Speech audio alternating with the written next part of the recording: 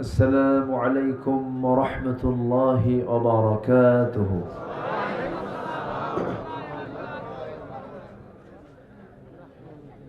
إن الحمد لله الأكرم الذي خلق الإنسان وكرم وعلمه من البيان ما لم يعلم، فسبحان الذي لا يحصى امتنانه باللسان ولا بالقلم. نشهد أن لا إله إلا الله وحده لا شريك له، ونشهد أن سيدنا وحبيبنا ومولانا محمدا عبده ورسوله الذي أرسله بالحق بشيرا ونذيرا وداعيا إلى الله بإذنه وسراجا منيرا. فقد قال الله تعالى في كلامه المجيد وفرقانه الحميد: أعوذ بالله من الشيطان الرجيم.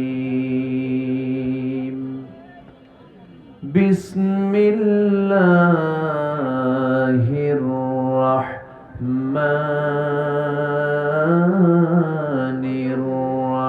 الرحيم. إن الله وملائكته يصلون على النبي يا أيها الذين آمنوا صلوا عليه وسلموا تسليما. اللهم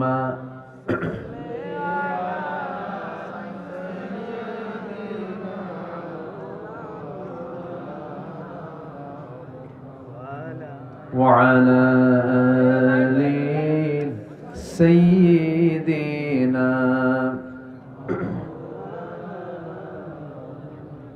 সবাই বলুন بلغ العلا بكماله كشف التجى بجماله حسنت جميع خصاله.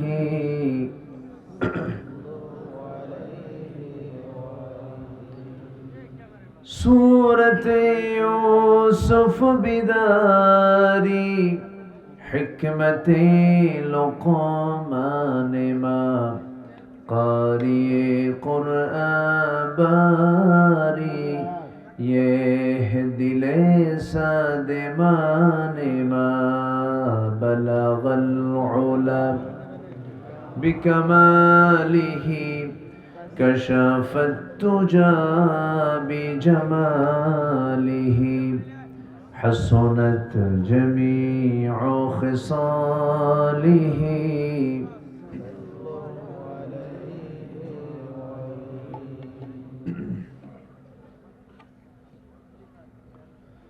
পাবনা জেলার বেড়া উপজেলার সোনাপদ্মা পশ্চিম পাড়া বাইতুন নূর জামে মসজিদ এর উন্নতিকল্পে এবং যুব সমাজের উদ্যোগে আয়োজিত অষ্টম বার্ষিকী তাফসীরুল কোরআন মাহফিল 2025 মহৎ আয়োজনের সম্মানিত সুযোগ্য সভাপতি জনাব আলহাজ শমশের আলী, আজকের মাহফিলের সম্মানিত বরেণ্য অতিথি, বরেণ্য মেহমান, চকভবনীপুর জামে মসজিদের সম্মানিত খতিব জনাব মাওলানা আলী নূর ইসলাম, উপস্থিত সম্মানিত মেহমানবৃন্দ, সুশীল সমাজ, জাতির শ্রেষ্ঠ সন্তান শিক্ষক মণ্ডলী, জাতির বিবেক সাংবাদিক বৃন্দ, সামনে উপস্থিত দূরে কাছের বিভিন্ন স্থান থেকে ছুটে আসা তাওহীদের পতাকাবাহী, কালেমার ঝান্ডাবাহী, দ্বীন ইসলামের নরসারদুল বীর মুজাহিদ, প্রাণ প্রিয় সম্মানিত দ্বীনী ভাইরা, আড়ালে বসে আছেন শ্রদ্ধেয়া সম্মানিতা মা বোনেরা। আলোচনার সূচনায় আনুষ্ঠানিকতার মধ্য দিয়ে আমার পক্ষ থেকে আবারও দিল খোলা সালাম, আসসালামু আলাইকুম ওয়া রাহমাতুল্লাহি ওয়া বারাকাতুহু। সবাই কেমন আছেন? আমাকে প্রশ্ন করলেন, আল্লাহ তাআলা আমাকে আপনার সাথেই রেখেছেন, একসাথেই তো আছি, বলি আলহামদুলিল্লাহ। সম্মানিত হাজিরিন, মহান রব্বে করিমের দরবারে অশেষ শুকরিয়া যে অনেক প্রতিকূল সময় আমরা পার করেছি, এখন নিঃশ্বাস ছাড়তে পারছি মুক্ত মনে, মুক্ত পরিবেশে। কোরআন শোনার, বোঝার এমন একটা চান্স যে আল্লাহ করে দিয়েছেন, শুকরিয়া আদায় করছি আলহামদুলিল্লাহ। আবারও বলছি আলহামদুলিল্লাহ। চিৎকার মেরে বলছি আল্লাহুম্মা আইন্নি আলা যিকরিকা ওয়া শুকরিকা ওয়া হুসনি ইবাদাতিকা। সবাই বলি আল্লাহুম্মা লাকা আসলামতু ওয়া বিকা আমানতু ওয়া আলাইকা তাওয়াক্কালতু ওয়া ইলাইকা আনাবতু ওয়া বিকা খাসামতু। আমরা আল্লাহ তাআলার শুকর আদায় করে নিলাম। সম্মানিত হাজিরিন, আমরা ঠিক সেই সময় এখানে একত্রিত হয়েছি যে সময় গোটা পৃথিবীতে 2 শতাধিক রাষ্ট্র আছে, এর মধ্যে 56টি মুসলিম রাষ্ট্র। এর মধ্যে জনসংখ্যার দিক থেকে গোটা পৃথিবীর দ্বিতীয় বৃহত্তম মুসলিম জনপদ হলো এই বাংলাদেশ।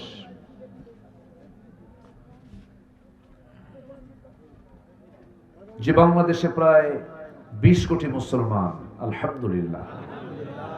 গোটা পৃথিবীর 180 কোটি মুসলমানের দুনিয়ায় দ্বিতীয় পর্যায়ে রয়েছে হলো বাংলাদেশ, ফার্স্ট হচ্ছে ইন্দোনেশিয়া। কিন্তু 20 কোটি মুসলমানের ভিতরে যদি আমরা জরিপ করে দেখি, মাত্র নামাজি মুসলমানের সংখ্যা হলো মাত্র 5%। নামাজি কত? আর বাকি 95% তারা জান্নাত কিনে রাখছে নাকি? কিছু দরবার আছে পানির তলে মোমবাতি, বাবা দেশে নেভে না, বাবার নামে হালকা দিলে অজু গোসল লাগে না। বোঝেন নাই? এই জন্য বলতেছি আমি। এই পাশে কি নদী আপনাদের? আরেকটা আছে ওই যে যেটা নাজিরগঞ্জ হয়ে পদ্মা, একদিকে পদ্মা আর একদিকে যমুনা। তো ওই পদ্মা পার হয়ে যে যেতে হয়, ওইদিকে কিছু দরবার আছে, আছে না নাই? তো ওদের দরবারে গেলে নামাজ লাগে না, ওরা নাকি টিকিট পেয়ে গেছে জান্নাতে। এই জন্যই বললাম। তাহলে আমরা একদিকে সংখ্যায় 20 কোটি হলেও কিন্তু মুসলমান এবং কাফিরের মধ্যে যে পার্থক্য সৃষ্টি করে দেয় যে ইবাদত, সেই সালাত, এই সালাত আদায়ের সংখ্যা মাত্র 105 জন। আর বাকি 95 জনের নামাজের কোনো খবরই নাই। এটা কি ইতিবাচক না নেতিবাচক? এটা তো কখনো আশার দিক নয়। আচ্ছা, এরকম করে আমরা একজন মুসলিমের জীবনের যে চারিত্রিক গুণগুলো থাকা দরকার, এই গুণগুলো আমার দেশের মুসলমানদের মাঝে যদি থেকে যেত, তাহলে আজকে জাতির অনেক পরিবর্তন হতো, কিন্তু তা হয়নি। এই 53-54 বছর যারা ক্ষমতার মসনদে ছিলেন, তারা সবাই মুসলমান ছিলেন। সবার ধর্মের নাম ইসলাম থাকলেও জাহান্নাম থেকে বাঁচার জন্য অন্তত নামাজের একটা তাগিদ পর্যন্ত রাষ্ট্র থেকে আসে নাই। এরকম কি শুনেছেন যে রাষ্ট্র ঘোষণা করেছে নামাজ বাদ দেওয়া যাবে না? এরকম কেউ কি বলেছে? সম্মানিত দ্বীনি ভাইরা, ঠিক সেই মুহূর্তে আমরা বসে আছি, আমরা কিছু কথা শুনবো আজকে। আমাকে সময় দিবেন তো নাকি? জোরে বলি ইনশাআল্লাহ। মাইকম্যান যিনি আছেন একটু আওয়াজটা বাড়ায় দিন, আমার জন্য বলতে যেন কোনো কষ্ট না হয়, যতটুকু সুন্দর করা যায়। সবাইকে আমার কথা শুনতে পাচ্ছেন? বলি আলহামদুলিল্লাহ। জোরে বলি আলহামদুলিল্লাহ। আমাদের সবচেয়ে বড় চ্যালেঞ্জ হচ্ছে আমরা জাহান্নাম থেকে বাঁচতে পারবো কেমনে? জাহান্নাম থেকে বাঁচতে পারলে আমাদের ঠিকানা কোথায় হবে বলেন তো? জান্নাত। এটাই হচ্ছে আমাদের মূল লক্ষ্য। সবকিছুর মূল লক্ষ্য একটাই, কোন ক্রমেই জাহান্নামের বাসিন্দা হওয়া যাবে না, আমাকে জান্নাতে ঢুকতেই হবে। জান্নাত আমি পাবো কেমনে? জাহান্নামের লাইনে যদি থাকে আমি কি জান্নাত পাবো? নামাজ না পড়া কি জান্নাতের লাইন? আস্তে জান্নাতের লাইন। যদি কোরআনকে প্রশ্ন করেন, কোরআন বলো তো বান্দা কেন জাহান্নামে যাবে, কোন কোন অপকর্ম করলে জাহান্নামে যাবে, তুমি একটু বলো তো। কোরআন কি বলে দেয় নাই? বলে দিয়েছে। আল্লাহ রাব্বুল আলামিন বলেন, মা সালাকাকুম ফি সাকার ক্বালু লাম নাকু মিনাল মুসাল্লিন ওয়া লাম নাকু নুতঈমুল মিসকিন ওয়া কুন্না নাখুদু মা'আল খাইদিন ওয়া কুন্না নুকাযযিবু বিয়াউমিদ্দিন। জোরে বলুন আল্লাহু আকবার।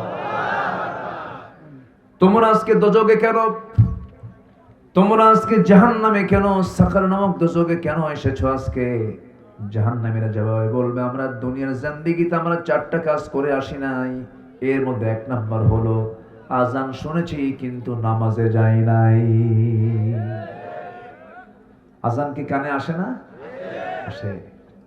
শয়তান প্রত্যেক রাত্রিবেলা শেষ রাতে আসে। কোন সময় আসে?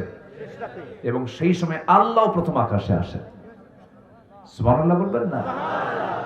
শয়তানও তার মতো আসে, কিন্তু ফিস সামাঈদ দুনিয়া, দুনিয়ার আকাশে আল্লাহ আসেন, আর ওই সময় শয়তান করে কি বান্দার পাশে বসে। সহিহ হাদিসে আসছে, সেই সময় শয়তান প্রত্যেক বান্দার পাশে বসে 3টা গিট মেরে দেয়। কি মারে? এলাকায় কি কয়? গিরু। গিরু। হ্যাঁ, কি মারে? গিরু মারে। পাবনার ভাষা তো, পাবনার ঘি যেমন মজার, ভাষাও তেমন মজার। খাবু লয়তো মাহালুকা। ঠিক আছে, এটা আমাদের জরুল ভাই আমাকে শিখিয়েছে। হ্যাঁ জি, খুব মজার মানুষ আপনারা। পাবনা আমি আসলে আমার খুব ভালো লাগে, দিল থেকে আমি খুব মহব্বত করি। গোটা দেশেই যাওয়া হয়, টেকনাফ, তেতুলিয়া, রূপসা, পাথরিয়া, সুন্দরবন, বান্দরবন যাই, কিন্তু এই পাবনার মানুষের ভিতরে যে একটা আবেগ, যে মায়া, যে মহাব্বত আর যে সরলতা, এটা খুব কম পাওয়া যায়। অন্যান্য সব জায়গায় এরকম পাওয়া যায় না। বলি আলহামদুলিল্লাহ। যদি কারো কোনো প্রবলেম থাকে তখন আপনারা ঠিকও করে দেন। ওই যে হেমায়তপুর আছে, ঠিকঠাক করে দেন। যদি কোনো তার সেনা থাকে ওটাও আপনারাই ঠিক করে দেন, তাই না? জি আলহামদুলিল্লাহ বলেন। তাও ছোটখাটো না, অনেক বড়। বহু প্রেসিডেন্ট ওখানে বসে আছে। যদি দেখা করতে যাওয়া হয়, ভাই আপনি কি, আমি তো দেশের প্রেসিডেন্ট বলে সব। সম্মানিত ভাইরা, তাহলে কি মারে, গিরো না গিট? গিরো মারে। হ্যাঁ, আমি আজ থেকে আরো 20 বছর আগে নোয়াখালী একটা মাহফিল ছিল আমার লক্ষ্মীপুরে। তো বললো, হুজুর গোটা দেশেই তো যান, তো আপনি এমন একটা বাক্য বলবেন উত্তরবঙ্গে, আমরা সাউথ বেঙ্গল তো, আপনাদের নর্থ বেঙ্গল থেকে এমন একটা বাক্য বলেন যেটা আমরা বুঝবো না। তো আমি অনেকক্ষণ চিন্তা ফিকির করে বললাম কি বলা যায়। তো সিরাজগঞ্জ, বগুড়া, তারপরে নওগাঁ, নাটোর, এই অঞ্চলের ভাষা তো প্রায় অনেকটা মিল টিল আছে, কিছু মিল আছে না, একটু মিল আছে। সিরাজগঞ্জের সঙ্গে অনেকটা কিন্তু মিল আছে, একই তো, বৃহত্তর একই জেলা। তো আমি বগুড়া শহরের একটা লোকাল, বগুড়া, রংপুর, গাইবান্ধা, নওগাঁ, এর মধ্যে একটা মিডিল একটা বাক্য আমি তাকে বললাম, দেখেন তো বোঝেন নাকি? তো বললাম, কে রে তুই আলুতে আলু, অক্কালি আলু।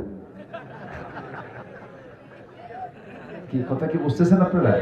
বোঝার তো কথা, পাশাপাশি জেলা না।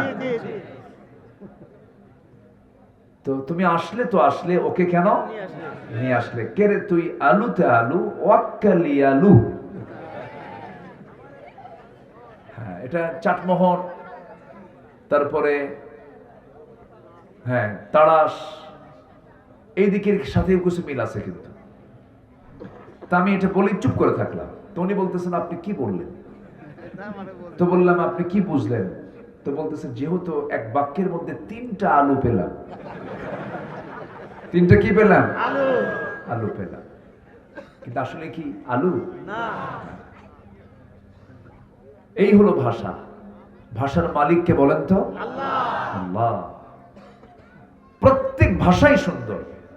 সিলেটের মানুষ যখন কথা বলে, আগে বুঝতাম না, এখন দেখি না, খুব মায়া আছে, খুব দরদ আছে ভাষার মধ্যে। আমাদের আমিরে জামাত যখন কথা বলেন, একটু কিন্তু ফ্লেভার পাওয়া যায়, মজা আছে। এরপরে চিটাগাঙ্গের ভাষা আপনি বুঝবেন না, কিন্তু যদি একবার বোঝেন, খুব মায়া আছে, খুব এর মধ্যে দরদ আছে। সব তো মায়ের ভাষা, মায়ের ভাষার মধ্যে দরদ আছে না? তো গিট মেরে দেয়, কি মেরে দেয়? গিট মেরে দেয়, গিরো মেরে দেয়। দেখেন গিরো থেকে কোন দিক গেছে। শয়তান শেষ রাত্রিতে আসি প্রত্যেক বান্দার শিয়রে বসে সিয়াসিত্তার হাদিস 3টা গিট মেরে দেয়, গিট মেরে দিয়ে চলে যায়। যদি কোনো বান্দা এই শয়তানের 3টা গিট যদি ছুটতে চায়, ছুটাতে চায়, নাম্বার 1 হলো, যদি বান্দা আজান শোনার সঙ্গে সঙ্গে যদি বিছানা থেকে সে যদি তার পিঠটা উঠায় নেয়, বসে, একটা গিট ছুটে গেল। আবার যখন নামাজের নিয়তি ওযু বানায় নিল, আরেকটা গিট ছুটে গেল। বান্দা যখন নামাজের নিয়তে যখন বাড়ি থেকে মসজিদের দিকে রওনা দিল, প্রত্যেকটা কদমে কদমে 10টা করে নেকি লেখা শুরু হয়ে গেল। বান্দা নামাজে দাঁড়ানোর সঙ্গে সঙ্গে মহান রব্বুল আলামিন শয়তানের দেওয়া 3টা গিট ছুটে দিয়া 24 ঘন্টা আল্লাহ ওই বান্দাকে তার জিম্মায় নিয়ে নেয়। জোরে বলে সুবহানাল্লাহ। তাহলে দিনের কাজ শুরু হবে আমাদের কার গিট ছুটানো? কার গিট ছুটানো? আজকে কি নামে এলাকার?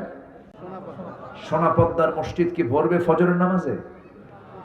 আসতে কয় ভরবে না? ভরবে তো ইনশাআল্লাহ। যদি না যেতে পারেন তাহলে শয়তান কয়টা গিট মারছে? বলেন কয়টা গিট? 3টা। মারাত্মক কিন্তু শয়তান খুব সিরিয়াস। শয়তান তো মনে হয় বেড়া চেনে না। বেড়া চেনে? শুধু বেড়া না, শয়তান জান্নাতও চেনে। প্রথম যে ওয়াসওয়াসা দিয়েছিল, প্রথম ইবলিস যে ওয়াসওয়াসা দিয়েছে আমার আব্বা এবং মাকে, কে বলেন তো? কে? আদম, হাওয়া। আমাদের বাপ কে? উনি কি সাধারণ মানুষ ছিলেন না নবী ছিলেন? আমরা কার সন্তান? নবীর সন্তান। বলেন কার সন্তান? বলেন। এটা নড়ে কেন এত? মঞ্চ নড়লে এটা নড়ে? হ্যাঁ, আচ্ছা, তাই তো। কি ভূমিকম্প শুরু হলো? এটা নড়াচড়া করলে একটু সমস্যা হয়। জি, আচ্ছা, যাক, সমস্যা নাই। ওই একটু মঞ্চ নড়লে এটাও নড়ে। এটা সেটিংটা মনে হয় করেছে। তা আমরা সাধারণ মানুষের সন্তান না নবী সন্তান?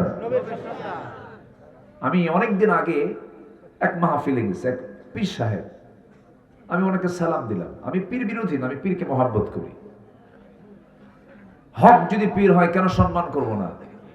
কোন আপত্তি নাই, বলে রাখা ভালো। তাছাড়া আবার কোন দিক থেকে কোন দিক দিয়ে কোন রেকর্ড করে কোন প্যাচ লাগায় দেয়।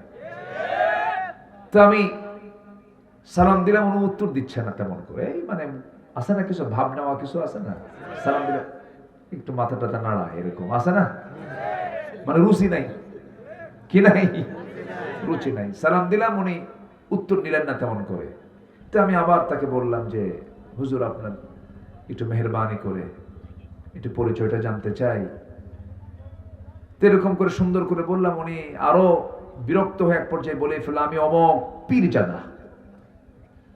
তো আমি আর কিছু বললাম না, যাক হয়তো মন টন খারাপ আছে।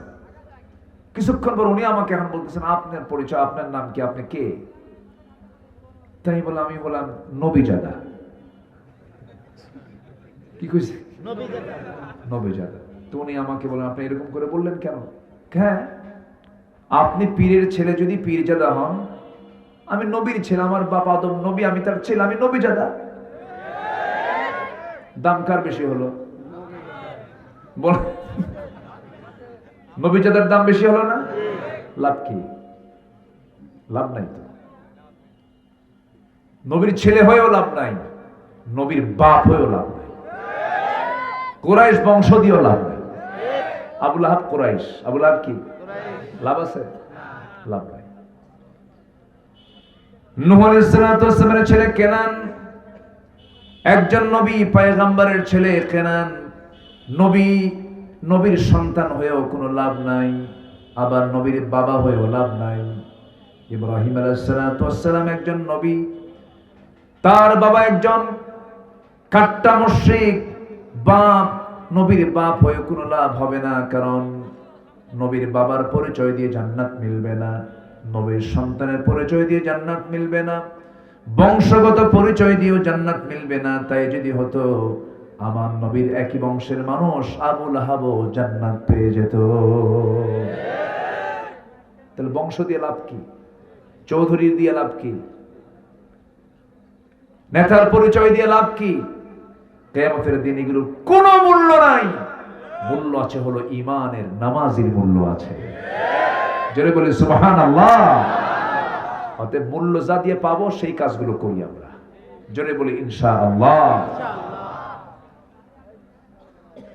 আমার বন্ধুগণ, আমার দেশে বহু লোক আছে, তাদের নামই হলো, কিছু লোকের নামই আছে ঈমান আলী, আছে না? নাম কি? ঈমান আলী, নামাজ পড়ে না, আছে কিনা? নাম হলো রমজান আলী, রমজান মাসে দুপুর বেলা ভাত খায়। নাম হলো বাবা শখ করে রেখেছেন ফজর আলী, ঘুম থেকে 10টায় ওঠে। নাম হলো আতর আলী, গোটা গায়ে গাছার গন্ধ, আছে কিনা? নাম হলো হিম্মত আলী, সাইকেলের চাকা বাসটলি শীত হয়ে পড়ে। নাম হলো বাদশা মিয়া, ভিক্ষা করে। নাম হলো লাল মিয়া কিন্তু কালো। নাম হলো খোকা মিয়া কিন্তু বয়স 80 বছর, আছে না? নাম নিয়ে কি করবে না? ওইদিকে কি আছে? হ্যাঁ, কিচ্ছু লাভ নেই। আমরা সম্মান পেতে চাই কার কাছে? কার কাছে? আল্লাহর কাছে। আমরা ঈমান নিয়ে মরবো। জোরে বলি ইনশাআল্লাহ। নামাজ আছে যার, বলেন নামাজ আছে যার, ঈমান আছে তার। নামাজ পড়ে না, এই জাতি নামাজ পড়ে না, জানেন? বুকটা ফেটে যায়। আজান হয়, মসজিদ ফাঁকা, এসি মসজিদ, টাইলস চলা মসজিদ, মুসল্লি নাই। আমি কি ভুল বলতেছি? অনেকে সারা জীবন আকাম কুকাম করে শেষ জীবনে মসজিদ বানায় দেয় যদি জান্নাত পায়। এত সস্তা? একটা মাদ্রাসা বানায় দিয়ে ভাবে যে আমি জান্নাত পেয়ে গেছি। না, আমার নবীজির মসজিদ ছিল কাঁচা না পাকা? ঈমান ছিল। চিন্তা করুন, খেজুর পাতার বানানো বেড়ার মসজিদে মুসল্লি ছিলেন সাইয়েদনা আবু বকর। ওমর, ওসমান, সাইয়েদনা আলী। বেলাল ছিলেন তার মুয়াজ্জিন। কোনো এসি নাই, কিচ্ছু নাই, গরম বালুর ভিতরে নামাজ পড়েছেন তারা। সেজদায় বালু লেগে গেছে, গোটা দেহে বালু লেগে গেছে। নামাজের মধ্যে কি মজা পেয়েছেন। সাইয়েদনা বেলাল আযান দিয়েছেন, আরশ আজিম পর্যন্ত আযান পৌঁছে গেছে। মাইক নাই, লাইট নাই, এসি নাই, কোনো কিছু নাই। আজকে সমাজের মসজিদগুলো কত সুন্দর, চিকচাক মসজিদ, কত সুন্দর, কিন্তু ফজরের সময় মুসল্লি মোটে 3 জন, ইমাম, মুয়াজ্জিন, খাদেম। এই 3 জন মুসল্লিও থাকতো না যদি তাদের চাকরি না হতো। মসজিদ ফাঁকা। বাস্তব বলছি, বাস্তব, অবাস্তব বলছি না। হ্যাঁ, ঠিক আছে না? কিছু বুড়া চাচা যায় মসজিদে। চাচা আসছেন কেন? বাবা বুড়ি নাই, এই জন্য আসছে। বুড়ি নাই, এই জন্য আসছে। মানে বুড়ি থাকলে উনিও আসতেন।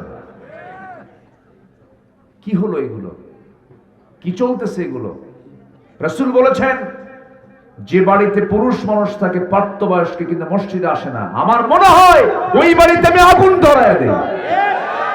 রাসূলের হাদিস এটা। রাসূল বলেছেন, আমি আগুন লাগাই দিতাম যদি ওই বাড়িতে যদি শিশু আর নারী না থাকতো। কম কথা। এক অন্ধ সাহাবী এসে বলছে, হুজুর আমার চোখ নাই, আমি কি জামাতে নামাজ পড়বো? রাসূল বলেন, তুমি কি কোনো কিছু ধরে ধরে যেতে পারবা না? হ্যাঁ, জামাতে নামাজ পড়বে। সুবহানাল্লাহ বলবেন না? রাসূল অন্ধকে রুখসত দেননি। জামাতে নামাজ পড়তে হবে। আজকে গেল কোথায় পরিবার? পরিবারেও কোনো নাই, কোনো আলোচনা নাই। স্কুলে যায় না, শাসন করে। ব্যবসায় যায় না, শাসন করে। নামাজ পড়ে না, বাপ একটা কথা বলে না। আছে না? আচ্ছা, এগুলো কেন হবে? আমরা ঠিক হব, জোরে বলি ইনশাআল্লাহ। অনেক কথা আছে, আমাকে সময় দিচ্ছেন তো? জোরে বলি ইনশাআল্লাহ। তাহলে আমাদের সমাজের এখন এতক্ষণ ধরে যে কথাটা বললাম, আমাদের সমাজে এখন সবচেয়ে বড় রোগ কি বলেন তো? কি ছেড়ে দেওয়া? এটা কি ছোটখাটো রোগ না মহামারী হয়ে গেছে? বড় রোগ এখন এটা। নামাজ নাই। সম্মানিত ভাইয়েরা, নামাজ তো পড়েই না। এই যে আসলাম, বিশাল আশপাশে দোকান টোকান বসছে না, হাইরি বিড়ি কি কম, ঠিক আছে কিনা? বিড়িও খায়, এক টানে ধোয়া 3 তলায় পাঠায়। আছে কিনা? বিড়ি খায় না? খুব খায়। আমাকে রংপুরের হারাগাছ থেকে ফোন দিয়েছে। রংপুর হারাগাছ বলল, হুজুর এটা মাহফিলের দাওয়াত নিতে হবে। নিলাম, যাই দেখি এক বিড়ি কোম্পানির মাহফিল। আমি জানি না, আমাকে বলেও নাই। তো মাহফিল শেষে আমাকে বলতেছে, হুজুর একটু ফ্যাক্টরির জন্য দোয়া করার জন্য, বরকত হয়। কোন আমি দোয়াটা করবো কেমনে? বড় মুসিবতে পড়ে গেলাম। কোনো মতো কিছু কই নাই, ওখান থেকে বের হয়ে চলে আসছি, কারণ এই দোয়া তো করা যাবে না। আমার দেশে এমনও লোক আছে, মদের ফ্যাক্টরি উদ্বোধন হবে, হুজুরকে দাওয়াত দেয়, হুজুর দোয়া করেন। আলো কয়, আল্লাহ মদের ফ্যাক্টরিতে বরকত দিয়ে দেয়। বিড়ি তো খাই, আবার মাহফিল এসে বলে, হুজুর বিড়ি খাওয়া কি জায়েজ আছে? মানে উনি চেষ্টায় আছেন কেমনে জায়েজ করা যায়। আছে কি না? আচ্ছা, এই বডি দিয়েছেন কে? সুস্থ দেহ, সবল দেহ দিয়েছেন কে? যত্ন নেবে কে? আল্লাহ। যত্ন আল্লাহ নেবে না? কি মন খারাপ করলেন নাকি আপনারা? বিড়ি খেলে কি যত্ন হয়? বিড়ি খেলে যত্ন হয় না, নেশা করলে যত্ন হয় না, মিথ্যা বললে যত্ন হয় না, খারাপ কিছু দেখলে যত্ন হয় না, খারাপ কিছু শুনলে যত্ন হয় না, খারাপ চিন্তা করলে যত্ন হয় না। হাত দিয়ে যা ইচ্ছা তা করলাম, যত্ন হবে না। হাত দিয়ে তাস খেললাম, যত্ন হলো না। আমার বন্ধুগণ, যদি কোনো বান্দা যদি মাথা থেকে পা পর্যন্ত দেহটাকে যদি কোরআন দিয়ে সাজায় নেয়, এই দেহ কোনোদিন জাহান্নামে যাবে না। আমরা দেহটাকে সাজায় নেব কি দিয়া? কোরআন দিয়া।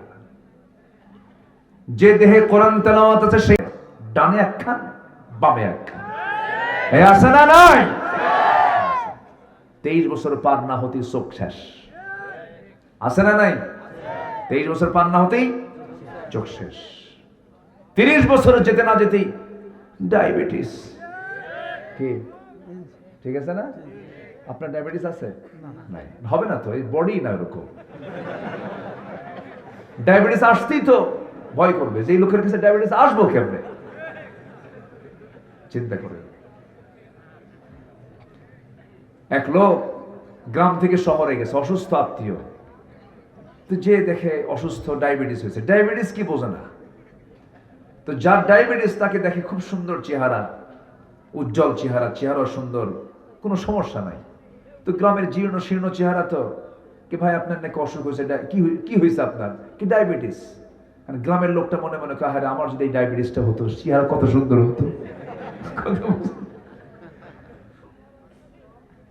গ্রামের লোকের হবে না তো এগুলো, কারণ গ্রামের লোকের লাইফ স্টাইল এখনো ভালো আছে। কিন্তু এই যে ওয়াইফাই, হাইফাই, নেটওয়ার্ক, এই মোবাইল সব শেষ করে দিচ্ছে। কার বউ কে নিয়ে যায়? আসতে কোন কেন? আকাম কুকাম কমছে না বাড়ছে? এগুলো বাদ দিতে হবে। আমরা সাজায় নিব জীবনটাকে কি দিয়া? কোরআন দিয়ে সাজাবো। আমার বন্ধুগণ, সবচেয়ে বড় রোগ এতক্ষণ ধরে আমরা ধরলাম নামাজ। যে দেশে 95% মানুষ নামাজই পড়ে না, সেই দেশে আপনি কি আশা করতে পারেন? সবচেয়ে বড় হক, আল্লাহর হক হচ্ছে নামাজ। নামাজ ছেড়ে দেয় যখন ইসলামী দলগুলো রাস্তার মিছিলে বের হয়, মনে হয় লক্ষ লক্ষ মানুষ, মনে হয় দিন কায়েম হয়ে গেছে, কিন্তু জাতি 95% নামাজি নাই। বাস্তব সমস্যা, বড় সমস্যা, এত সহজ না। এই জাতি ওয়াজ কম শোনে না। ওয়াজ কম শোনে? কত ওয়াজ যে শুনছে জীবনে জাতি। হুজুর ওয়াজ শুনতে মজা পাই, উজুর পানি ঠান্ডা। উজুর পানি কি? নামাজ পড়ে না। আমার ভাইয়েরা, নামাজের জন্য মেহনত করতে হবে। সবার আগে দাওয়াত দেব আমরা, বাইরে না ভিতরে বলেন? ইনডোর না আউটডোর? ইনডোরে আগে দাওয়াত দেব আমরা, আউটডোর পরে। আল্লাহ রাব্বুল আলামিন নিজেই মেসেজটা দিচ্ছেন, ইয়া আইয়ুহাল্লাযীনা আমানু কু আনফুসাকুম ওয়া আহলিকুম নারা। ঈমানদারেরা, তোমরা নিজে বাঁচো, তোমার পরিবারকে জাহান্নাম থেকে বাঁচানোর চেষ্টা করো। বউ নামাজ পড়ে না, বলার দরকার আছে না নাই বলেন? মেয়েরা কিন্তু নামাজে খুব গাফলতি করে। মেয়েরা আছে কি মাহফিলে? আসছে, মায়েরা আসছে, বলি আলহামদুলিল্লাহ। আরেকটা প্যান্ডেল আছে এরকম আরেকটা প্যান্ডেল আছে। জি আলহামদুলিল্লাহ। জি, মেয়েরাই বেশি থাকবে তো, তারা তো লেডিস ফার্স্ট, মাহফিলও ফার্স্ট, মার্কেটও ফার্স্ট। মার্কেটেও চলে যায়, বনবন করে চলে যায়। স্বামীকে কয়, তুমি কি মার্কেট বুঝো? এটা ভেসকি মারে। ভেসকি মেরে বাচ্চাটাকে কোলে দিয়ে বলে, তুমি বাচ্চা দেখো, তুমি দুধ খাওয়াও। চলে গেছে মার্কেটে ঢং ঢং করে। বাড়িতে নতুন কাপড় পরো না, স্বামীর সামনে যে একটু সাজতে হয়, স্বামীর সামনে আপনি আতর লাগান, সুরমা লাগান, গোটা গা আপনি মানে সাজসজ্জা করেন, আল্লাহ তত সওয়াব লিখবেন। স্বামীর সামনে সাজে না। মার্কেটে যাওয়ার সময় শাস্তি লাগে 1.5 ঘন্টা। রওনা দিল মার্কেটে, ঢং ঢং করে চুল টুল ছেড়ে দিয়া, লিপস্টিক লাগায় দিয়া, দোকানদারের সামনে গিয়ে ভ্যানিটি একখান ব্যাগ পাশে নিছে, হাই হিল পরছে, আছে না নাই? আর মুখ জুড়ে লাগাইছে হলো আটা ময়দা। হ্যাঁ, কেদো কেদো এই লাগাইছে। বিকৃত এগুলো, বিকৃত এগুলো সব। দোকানদারের সামনে গিয়া ঠেঙে পুরো ঠ্যাং তুলে দিয়ে বলে, ভাইয়া একটা শাড়ি দেখানো যাবে কি? মানে এত সুন্দর মাখরাজ আর সিফাত, শব্দ চয়ন, এই শুনে তো দোকানদারের কামে সারা। দোকানদার এখন শাড়ি একখান বের করে নিজের গায়ে লটকা দিয়ে বলে, আপা এই শাড়ি কিন্তু আপনাকে দারুণ মানাবে। ওটা আরেক বদমাইশ। পর্দার কথা বলবে কি, ও আর ওর মধ্যে তালে গেছে। কি আছে না নাই? যেখানেই সুযোগ পাবো সেখানেই দাওয়াত দেব। রাজি আছেন তো? দাওয়াত কি শুধু হুজুররা দেবে? সবাই সবাই দায়ী, সবাই দাওয়াত দিতে হবে। এটা পরিবেশ পেয়েছি আমরা বাংলাদেশে। এই পরিবেশ স্বাধীনতার 54 বছর আমরা পাই নাই। গ্রামে গ্রামে যুবকরা সজাগ থাকো। তোমার গ্রামে কারা নামাজ পড়ে, কারা নামাজ পড়ে না লিস্ট করো, দাওয়াত দাও। কোন ঘর থেকে বোরকা ছাড়া মহিলা বের হয় তাদের বাড়িতে গিয়ে বলো, আমরা যুবক, আমরা গ্রামে থাকি, আমাদের অসুবিধা হয়, চোখের গুনাহ হয়, এই গ্রামের কোন মহিলা বোরকা ছাড়া বের হতে পারবে না। তুমি জাগলেই দেশ জাগবে, ঘুমালে দেশ শেষ। কি আমি কি ভুল বলছি? এগুলো চিন্তা করার দরকার আছে না নাই? 16 বছর তারা যা করেছে, মোটামুটি ফেরাউনের উত্তরসূরির কাজ করছে, অনেক কিছু করছে। কি করে নাই ওরা? অনেক কিছু করেছে। শেষ পেশ এমনি গেছে না পালায় গেছে? পালায় যায় কারা? চোর। বলেন পালায় যায় কারা? চোর। শুধু কিছু গোষ্ঠী শুদ্ধ চোর। লন্ডনে ছিল কয়েকটা, ওটাও চোর। ওই তো ঠিকই আছে, অত লম্বা ব্যাখ্যায় যাই না, এমনি শুনে নেন। সম্মানিত বন্ধুগণ, আবার মাঝে মাঝে কয় চট করে আসবো। কয় কি না?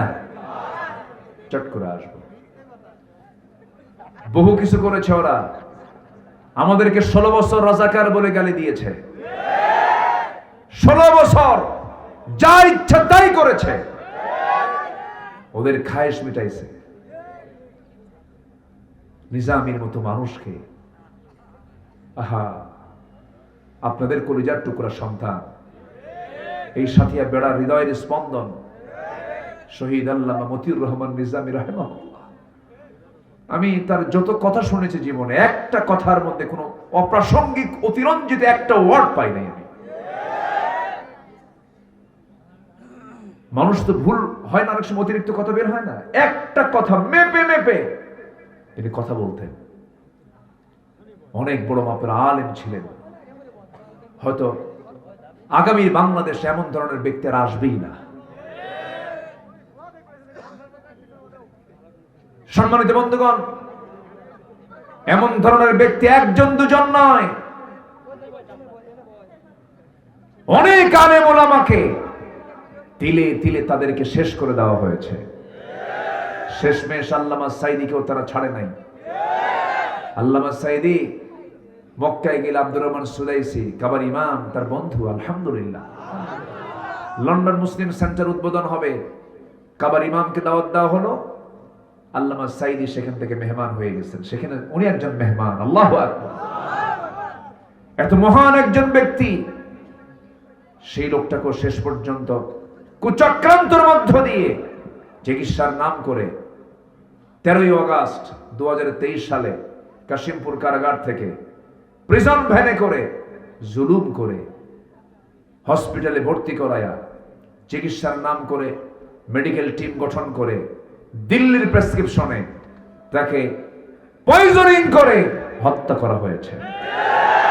তাফসীর মাহফিলের এই প্ল্যাটফর্ম থেকে সুস্পষ্ট ভাষায় জানান দিতে চাই, অবিলম্বে আল্লামা সাইদির খুনের সঙ্গে যারা জড়িত তাদেরকে ধরে চূড়ান্ত শাস্তি নিশ্চিত করা হোক।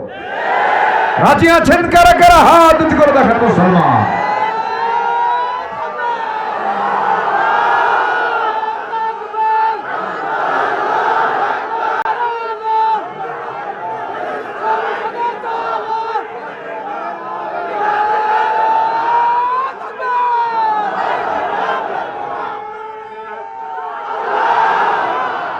আল্লাহ কবুল করেন, জোরে বলি আমিন।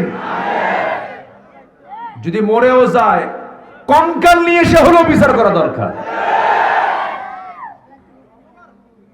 50 বছর আগের বিচার যদি হয়, এই তাজা খুনের বিচার বাংলার জমিনে হতে হবে। খুনির কোনো ক্ষমা।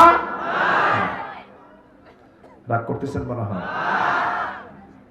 বলবো, কথা বলবো? যদি না করেন তাও কব।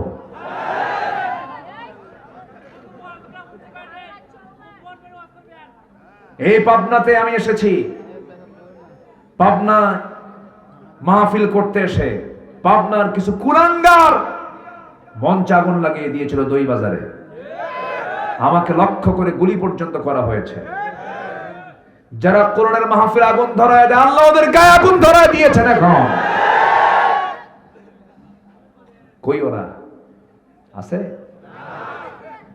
খালি কয় খেলা হবে। কই?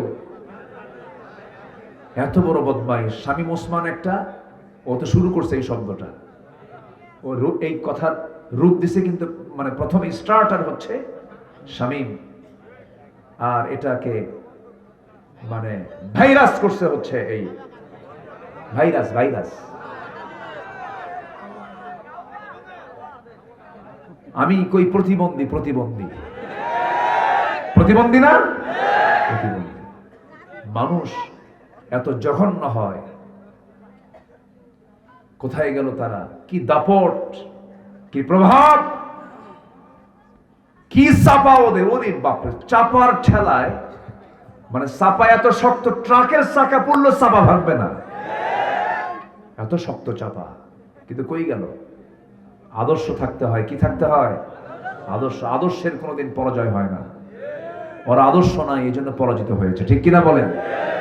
আদর্শের কোনো পরাজয় হয় না। আমার বন্ধুগণ, একটু কান লাগাতে হবে। আমি কিন্তু শুরু করেছি একটা কথা দিয়ে, সেটা হলো যেমন করি হোক জাহান্নামে যাওয়া যাবে না। আমরা যেতে চাই কোথায় বলুন? কোথায় যেতে চাই? বাপের ভিটায় ফিরে যাব। জোরে বলি ইনশাআল্লাহ। বাপের ভিটা কোথায়? ঠিক আছে তো? অনেকে চিন্তায় পড়ছে, হুজুর বাপের ভিটা মানে এই তো বেড়া। বাপের ভিটা কোথায়? জান্নাত। আমার আব্বা এবং আমার আম্মা জান্নাত থেকে এসেছেন। আমরা সেই জান্নাতে গিয়ে আবার ফিরে জান্নাতের খাবার খাবো। জোরে বলি ইনশাআল্লাহ। জান্নাতের খাবার চিন্তা যদি থাকে তাহলে বিড়ি খাওয়া বাদ দিতে হবে। কিন্তু রাজি আছেন? পান খান, সমস্যা কি? এই যে পান খাচ্ছেন উনি, পান খান না? পান খান, তাই আলহামদুলিল্লাহ, মাশাআল্লাহ। পান খাবেন না কেন? পান খান, কোনো আপত্তি নেই। পান বুড়ো বয়সে আমার দাদার মুখ থেকে পান আমি দাদার থেকে নিতাম। দাদা চাবাতো, আবার হাতে দিত, হাতে দিয়ে সেটা আবার মুখে নিতাম। আছেন এরকম দাদার সাথে? এরকম মজার আছে না সময়? হ্যাঁ, পান খান, সমস্যা নাই। পানের রস পেটের জন্য ভালো। কিন্তু পানের সাথে আবার হাকিমপুরি রহমতুল্লাহ আলাইহি কেন? এখানেও প্রশ্ন আছে। কে হুজুর কাউকে বাদ দিচ্ছে না, সবাইকে ধরছে। কিন্তু কোন নেশার দিকে যাওয়া যাবে না। নামাজ নেশাকে নেগেটিভ বলেছে, ওযু নেশাকে নিষিদ্ধ করেছে। ওযু কি? ওযুর শিক্ষা কি বিড়ি খাওয়া? ওযু মানে কি? ওযু মানে হচ্ছে কোনো গন্ধ থাকবে না, মুখ পরিষ্কার থাকবে, হাত পা পরিষ্কার থাকবে। যে ওযু করেনওয়ালা মানুষ, সে হবে গোটা পৃথিবীর সবচাইতে পরিচ্ছন্ন পবিত্র একটা মানুষ। ওযু তো এটাই শেখায়। ওযু নাই, নামাজ নাই, এটা কেমন জীবন হলো রে ভাই? সাইয়েদনা বেলাল দুনিয়াতে বসে রাসূল জান্নাত ঘুরতেছেন, আর জান্নাতের হাঁটার আওয়াজ রাসূল শুনতেছেন। দুনিয়াতে এসে বলছেন, বেলাল তুমি আসো দুনিয়াতে, কিন্তু তোমাকে আমি জান্নাতে তোমার আওয়াজ শুনলাম, তুমি কি আমল করো? তিনি বলেন, হুজুর আমি সবসময় ওযুর উপরে থাকি, এবং ওযু করা মাত্র আমি 2 রাকাত নফল নামাজ পড়ি। সম্মান বাড়বে ওযু আর নামাজে। আমরা সম্মান বাড়াবো না কমাবো? বলেন তো। বাড়াবো। ওযু বানাবো আর কি করব? নামাজ পড়ব। নামাজই প্রশান্তি আমার আপনার জন্য। পৃথিবীর কোন কাজে আপনি এত মজা পাবেন না। বৈঠকে বসবেন মজা পাবেন না, আড্ডায় বসবেন মজা পাবেন না, কারণ সব অস্থায়ী, ক্ষণস্থায়ী। কিন্তু আমি আপনি যখন মরে যাব, সেদিন কোনো বন্ধু খুঁজে পাওয়া যাবে না, সেদিন কোনো আত্মীয় খুঁজে পাওয়া যাবে না। যিনি আমার দুনিয়াতেও বন্ধু, কবরও বন্ধু, মিজানও বন্ধু, পরকালে বন্ধু, তিনি আমার কে? আসতে বলবেন না কে? আল্লাহকে খুশি করতে হবে, নামাজ দিয়ে শুরু করব আমাদের জীবন। কুল ইন্না সালাতি ওয়া নুসুকি ওয়া মাহইয়ায়া ওয়া মামাতি লিল্লাহি রাব্বিল আলামিন। আমার সালাত, আমার কুরবানি, আমার জীবন, আমার মরণ সব হবে কার জন্য বলুন? আসতে বলবেন না, কার জন্য বলুন? আল্লাহ যত অপরাধ বান্দা করে এর মধ্যে একটা অপরাধের ব্যাপারে আল্লাহ রাব্বুল আলামিন সবচেয়ে বেশি মন খারাপ করেন, সবচেয়ে বেশি রাগান্বিত হন, সেটা হলো নামাজ যদি কোনো বান্দা ছেড়ে দেয়।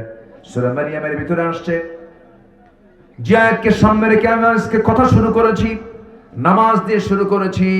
আমার বন্ধুগণ, মহান রব্বুল আলামিন এক জায়গায় বলছেন সূরা মারিয়ামের 59 নম্বর আয়াতে, ফাখালাফা মিন বা'দিহিম খালফুন আদাউস সালাত ওয়াত্তাবাউশ শাহাওয়াতি ফাসাউফা ইয়ালকাউনা গায়্যা। এই দুনিয়ার জীবনে যারা নামাজকে নষ্ট করে ফেলবে, মহান রব্বুল আলামিন বলেন আমি তাকে শুধু জাহান্নাম নয়, জাহান্নামের গর্ত, গাই নামক গর্তের মধ্যে ঢুকায়া দেব। জোরে বলি নাউযুবিল্লাহ। জেল খাটছেন তো নাকি? খাটেন নাই? তাহলে কি হলো? হ্যাঁ? খাটছেন 7 বছর মাত্র, 7 বছর। আল্লাহ, আপনি গেছেন? আচ্ছা, গেছেন তো? যায় নাই কে? দেশ, গোটা দেশই তো জেলখানা ছিল। এদেশে মানুষ বেশি না মামলা বেশি ছিল?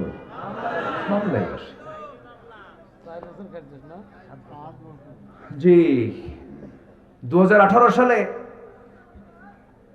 আমি বাড়িতে শুয়ে আছি, কয়েকশো পুলিশ আমার চতুর্পাশে ঘেরাও দিয়ে রাখছে। আমি কত বড় সন্ত্রাসী চিন্তা করেন, কম কথা। ধরতে আসছে, আমি বের হলাম, কি খবর? হুজুর চলেন। কি এত লোক কেন? 2 একজন আসলেই তো হতো। না হুজুর চলে। থানায় নিয়ে গেল, থানায় বসলাম। তোসি মহোদয় আমারে দেখে কান্দে, মন টন খুব খারাপ, চোখে লাল লাল হয়ে আছে, চোখ অশ্রুপূর্ণ হয়ে আছে। বললাম আপনি কি এবার কান্দেন কেন? হুজুর আমি আপনার খুব ভক্ত। তো ভক্ত তো ধরছেন কেন? হুজুর কি করবেন, আমার বউ ভক্ত, আমার ছেলে পরিবার সবাই ভক্ত, কিন্তু হুজুর কি করব, চাকরি বাঁচান তো ফরজ। তো বললাম ইমান বাঁচান তো নফল। তো মামলা খান দিয়া চালান করে দিল কোর্টে। গেলাম, সেখান থেকে আবার জামিন নামঞ্জুর, জামিন নামঞ্জুর করলো, পাঠায় দিল জেলখানায়। ঢুকলাম, দুনিয়ায় তো জেলখানা, আবার ওর মধ্যে একটা ছোট জেলখানায় ঢুকলাম। কি দুনিয়া জেলখানা না? এটা বড় আর ওটা কি ছোট। ঢুকলাম ভিতরে। ভিতরে ঢোকা মাত্র এক মুরব্বী, মানে 80 ঊর্ধ্ব বয়স, 85-এর কাছাকাছি এরকম বয়স, আমাকে দেখা মাত্রই মনে হয় কি যেন পাইছে, দিল একখান সালাম। সালাম দেখে হুজুর আপনি জেলখানায়? খুব খুশি হলাম। তো বললাম যে খুশি হলেন কেন, কি ব্যাপারটা কি? তো বলে যে ওয়াজ শুনতে যাই, দূর থেকে ওয়াজ শুনি, কাছে যেতে পারি না। এত মুসাফা করার চেষ্টা করছি, পাই নাই হুজুর আপনাকে। আর এত সুন্দর কাছে এসে ধরা দিলে, থাকেন দোয়া করে। তো বললাম চাচা আপনি বুড়া বয়সে শীতের ভিতরে, তখন নভেম্বর মাস, শীত পড়ে গেছে, নভেম্বরের শেষের দিকে, 2018 সাল, নির্বাচন ডিসেম্বরের শেষে, তার আগ দিয়ে। নির্বাচন তো না, নির্ধারণ, বোঝেন নাই? ওরা তো এগুলোই করছে, মানে মরা দাদিও ভোট দিতে গেছে। তা আমি বললাম চাচা আপনি জেলখানায় কেন? কে বাবা বোমা হামলা, বোমা হামলা। বললাম কেন? কে আমার নামে বোমা হামলার মামলা দিচ্ছে। বলো তো বাবা, এই যে আমার হাতের চামড়া গুলো ঠিক নাই, হাত কাঁপে, এই হাত দিয়ে বোমা মারলে কি বোমা কি মানুষের গায়ে লাগবে না আমার গায়ে লাগবে? এগুলো করেছে ওরা। কত সংসার ধ্বংস হয়ে গেছে জানেন? আমার কত ভাইয়ের পা কেটে নিয়েছে, কত ভাইয়ের চোখ তুলে নিয়েছে। এগুলো তো যার তুলে নেওয়া হয়েছে, যার কাটা হয়েছে সে বুঝে। এই তো তাজা খবর, 5 আগস্ট পর্যন্ত যত প্রাণগুলো গেছে, 'আহা কারো চোখ নাই, কারো হাত নাই, পা নাই, চোখ হারাইছে, দেখে না কিছু।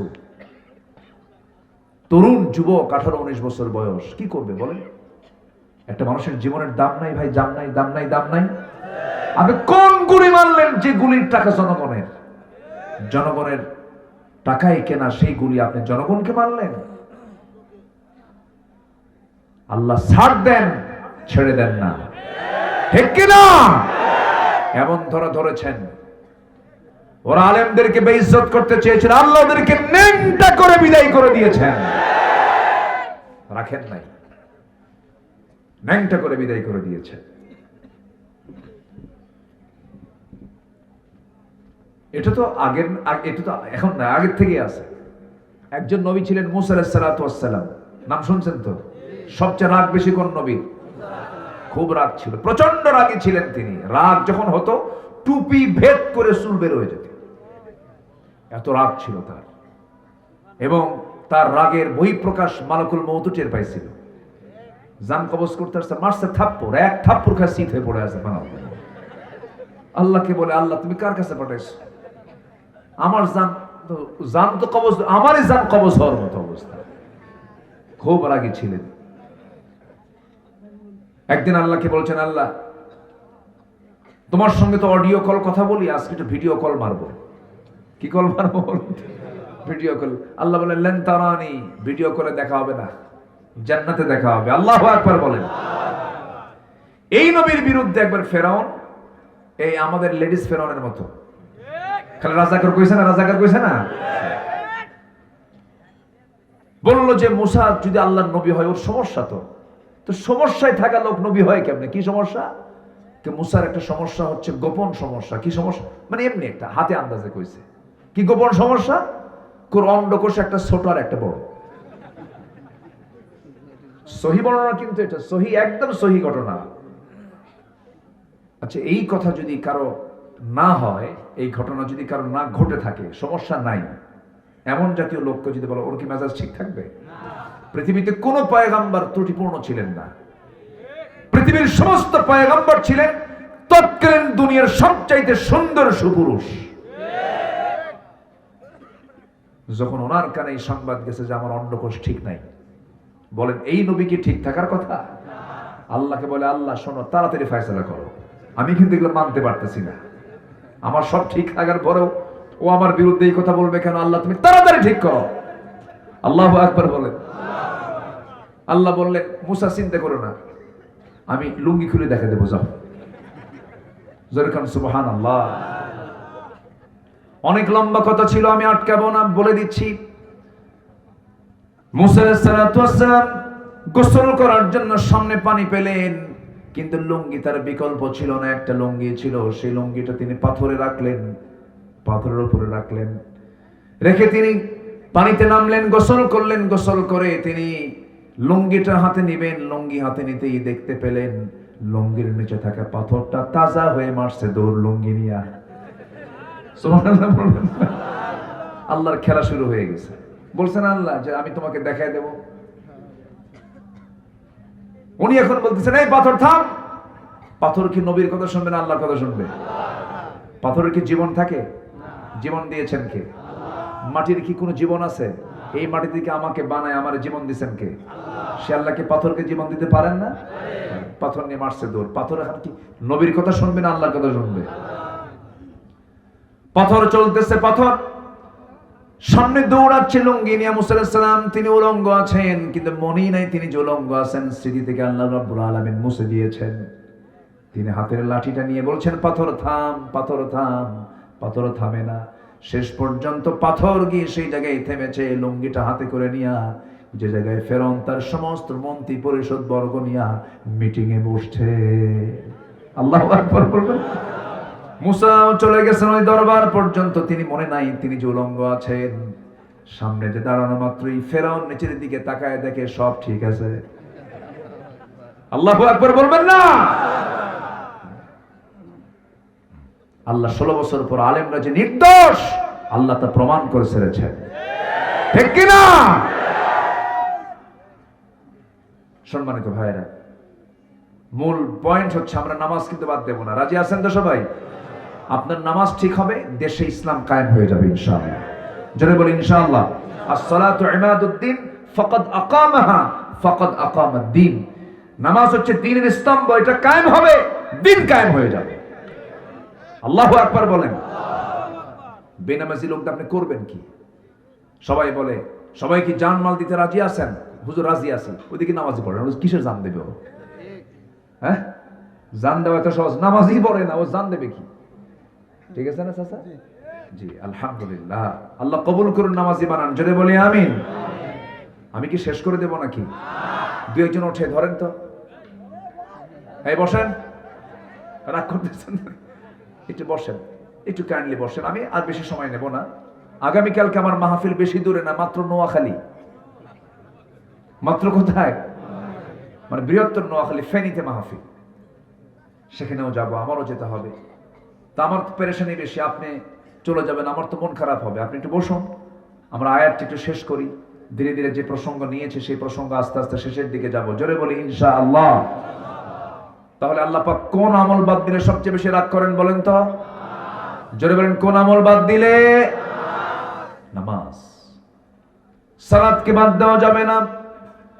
আবার আল্লাহ রাব্বুল আলামিন মুমিনদের যত গুণ বর্ণনা করেছেন, সব জায়গায় নামাজের কথা আগে বলেছেন। মহান রাব্বুল আলামিন বলেন, قد أفلح المؤمنون الذين هم في صلاتهم خاشعون। জোরে বলুন আল্লাহু আকবার।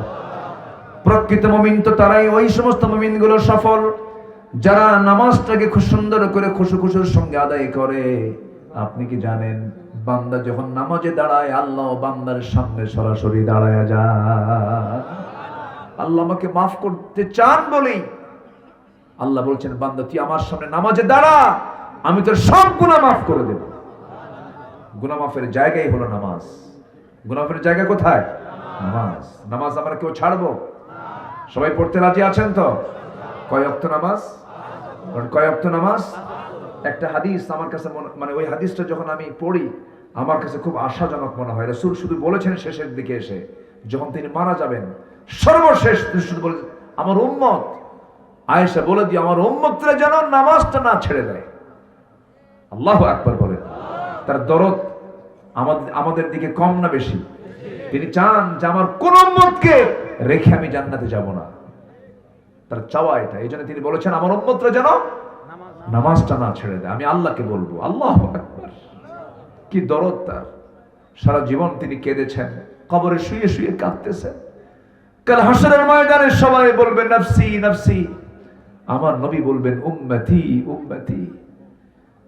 আমার নবীজি একদিন আবেগ আপ্লুত হয়ে পড়লেন। সাহাবীরা বলেন, হুজুর আপনি কাঁদেন কেন? রাসূল বলেন, সাহাবীরা আমি তো মরে যাব, হাসরের ময়দানে তোমরা আমাকে যদি কোথাও না পাও, আমাকে খুঁজবা তিন জায়গায়, যে কোনো একটা জায়গায় তোমরা আমাকে পেয়ে যাবা।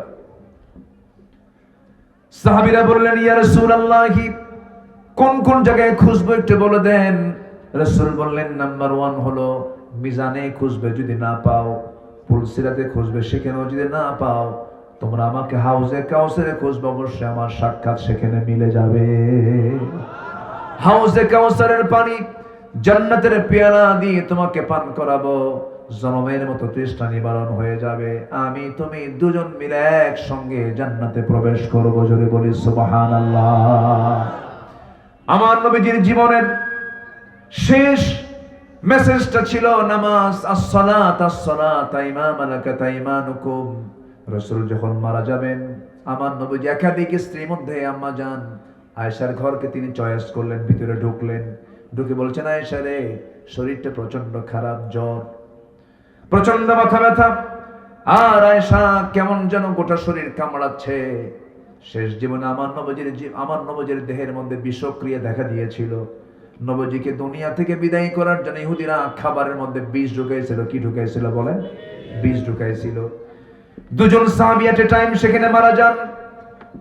নবীজি বেঁচে যান, কিন্তু মৃত্যুর পূর্বে সেই বিষক্রিয়া যখন দেখা দিল, আমার নবীজি প্রচন্ড কষ্ট পাচ্ছিলেন। বলছেন, আয়েশা রে, প্রচন্ড মাথা ব্যথা, একটু মাথায় পানি ঢেলে দাও তো। মাথায় পানি ঢেলে দেওয়া হলো। নবীজি এবার বলছেন, আয়েশা শরীরটা প্রচন্ড খারাপ, মনে হয় বাঁচবো না, আমাকে মাফ করে দিও আয়েশা। আমার মুখটা কেমন যেন একটু গন্ধ গন্ধ মনে হচ্ছে। বললেন তিনি কেমন করে আনবেন, কারণ নবীজি তার উরুতে মাথা রেখে ঘুমাচ্ছেন। সেই সময় তার ভাই আব্দুর রহমানকে ডাক দিয়ে বলছেন, ভাই আব্দুর রহমান, একটা মিসওয়াক এনে দাও। মিসওয়াক এনে দেওয়া হলো। নবীজি মিসওয়াক দিয়ে সম্পূর্ণ করলেন, তার মুখটা পরিষ্কার করলেন। এখান থেকে একটা বিষয় জেনে নেন, নবীজির জীবনের শেষ ব্যবহারিক আমল হলো মিসওয়াক করা। কি করা বলেন? মিসওয়াক করা। তাহলে দেখুন পরিচ্ছন্নতার গুরুত্ব আছে না নাই বলেন? আছে। আল্লাহর জিকির তো এই মুখ দিয়ে হয়।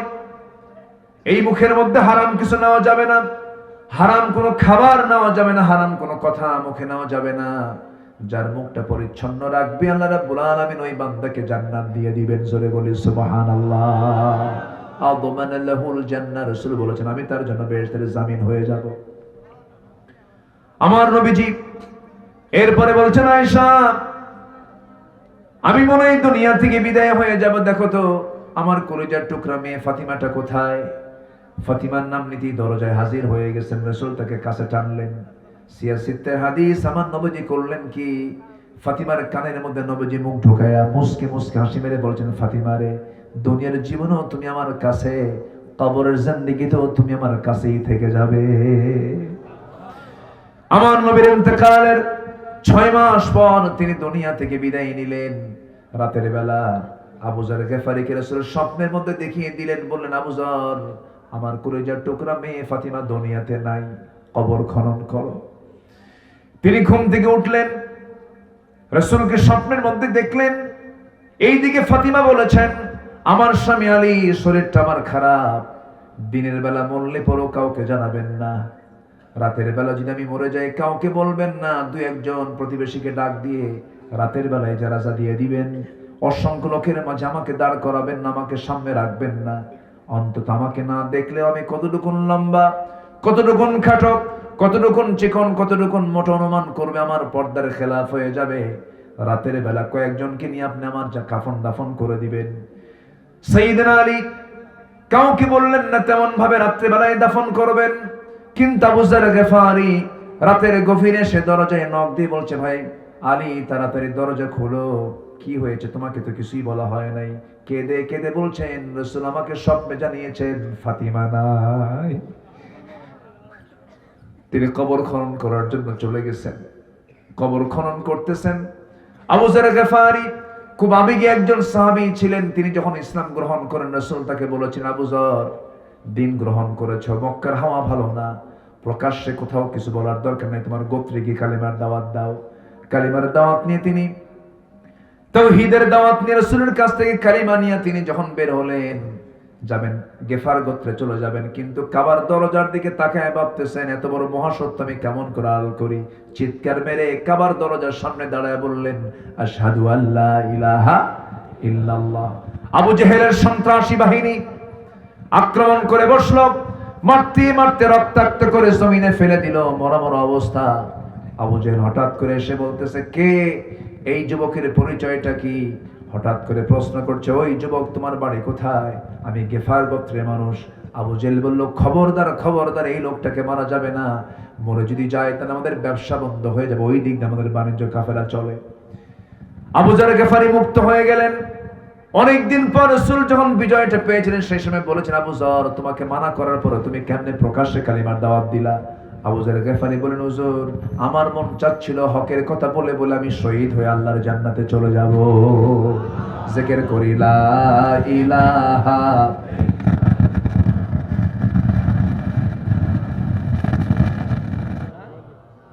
আরো জোরে লা ইলাহা,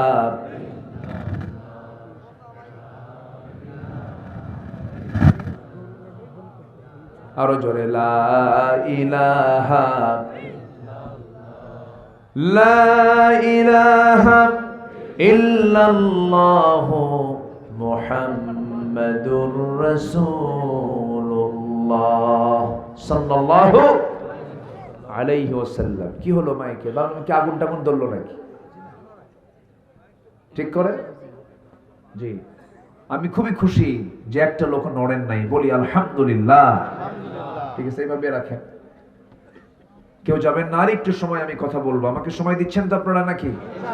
জোরে বলি ইনশাআল্লাহ। জি, ইনশাআল্লাহ থাকেন। যদি আপনি ওঠেন তখন তো আমি আলোচনা হারায় ফেলবো। এই যে ওঠে, ওই যে বসেন, আব্বা বসেন। এদিকে কি কয়, বেটা কয় না বেটা নাকি? হ্যাঁ, কি কয়? গেদাও কয়। হ্যাঁ? জি বাজান, হ্যাঁ বাজান শব্দটার মধ্যে অনেক আদর আছে, বলি আলহামদুলিল্লাহ। সে আবু যার গফারি রাদিয়াল্লাহু তাআলা আনহু রাতের গভীরে গিয়ে বলছে, আলী আমি শুনেছি ফাতিমা নাই, চলে গেছেন কবরে, কোদাল নিয়ে কবর খনন করছেন, অস্থির হয়ে যাচ্ছেন। আহারে নবীর দেহের কলিজার টুকরা ফাতিমাও গেল, রাসূলও গেল, কাঁদতেছেন। কবর খনন করতে করতে চোখের পানি ফেলতে ফেলতে এক পর্যায়ে সেন্সলেস হয়ে যাওয়ার মতো আবু যার গফারি কবরকে লক্ষ্য করে আবেগ তাড়িত হয়ে কিছু কথা বলছেন। ভিতর থেকে আওয়াজ আসতেছে, আবু যর, এই কবরের মাটিটা কিন্তু দারুণ জটিল জায়গা, এখানে কোনো ব্যক্তির পরিচয় দিয়ে কোনো কাজ হবে না, বিশ্বনবীর কলিজার টুকরা নাতি দিয়ে কাম হবে না, মেয়ে দিয়ে কাম হবে না, সন্তান দিয়ে কাম হবে না। কবর এমন একটা জায়গা, এখানে কোনো বংশ পরিচয় দিয়ে কোনো কাজ হবে না। এই জায়গায় 5 নাম্বার তুলতে হলে লাগবে হলো নামাজ আর ঈমান। ঠিক কি না? এখানে আমল লাগবে, ঈমান লাগবে, নামাজ লাগবে, দ্বীন লাগবে, শরিয়ত লাগবে, তাহলেই এখান থেকে নাজাত পাওয়া যাবে। আল্লাহু আকবার বলেন। আবু যার গফারি ওই কবরের মাটি যখন তিনি কাটতেছিলেন সেন্সলেস হয়ে পড়লেন। ওই যে সংসার ছেড়েছেন, সংসার জীবনে আর আসতে পারেন নাই তিনি, কাঁদতে কাঁদতেই দুনিয়া থেকে বিদায় নিয়েছেন। দুনিয়া কি আসলে কি হাসার জায়গা? না। পৃথিবীর প্রথম ভাষা মার পেট থেকে নেমেই আমার মুখ থেকে বের হয়েছে কান্না না হাসি? বলেন, হাসা না কাঁদা? কাঁদা। আমি কেঁদেছি। পৃথিবীটা কাঁদার জায়গা, আমরা কাঁদবো বেশি, হাসবো কম।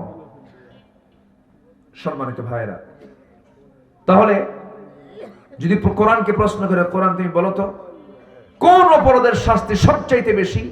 চোখ বন্ধ করে বলবো আমরা, নামাজ ছেড়ে দেওয়ার শাস্তি সবচাইতে বেশি।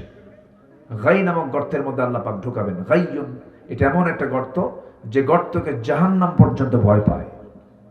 জাহান্নাম ভয় পায়। চিন্তা করছেন আপনি যে জাহান্নামের মুখের মধ্যে সূর্য ছেড়ে দিলে সূর্য হেরে যাবে, কি হবে?